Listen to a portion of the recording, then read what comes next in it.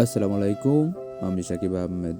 আজকে দেখাবো আপনাদেরকে হাতিয়ার ২ নং চানন্দি ইউনিয়নের কিছু প্রাকৃতিক দৃশ্য, আর এখানে বর্তমানে যে ব্লক দেওয়া হচ্ছে তার কিছু অংশ।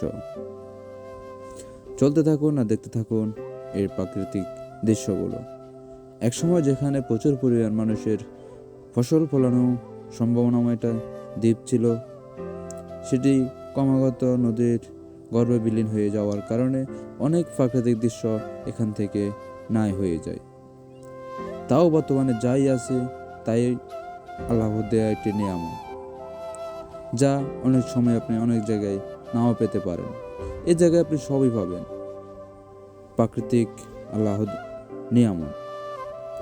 নদীর গর্ভে বিলীন হয়ে যাওয়ার কারণে এখান থেকে অনেক কিছু নাই হয়ে যাওয়ার কারণে অনেক কিছু মিসিং, তাও জায়গাটা অনেকটা সুন্দর।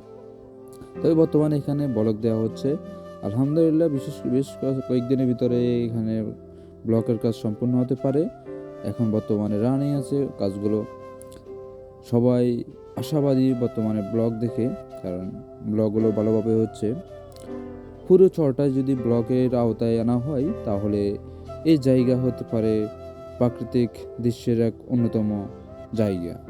পর্যটকদের জন্য জায়গা হতে পারে এক নিদর্শন স্থান। তো এই শহরে যখনই আপনি ঘুরবেন, প্রতিটা জায়গায় জায়গায় আপনি প্রাকৃতিক দৃশ্য দেখতে পাবেন।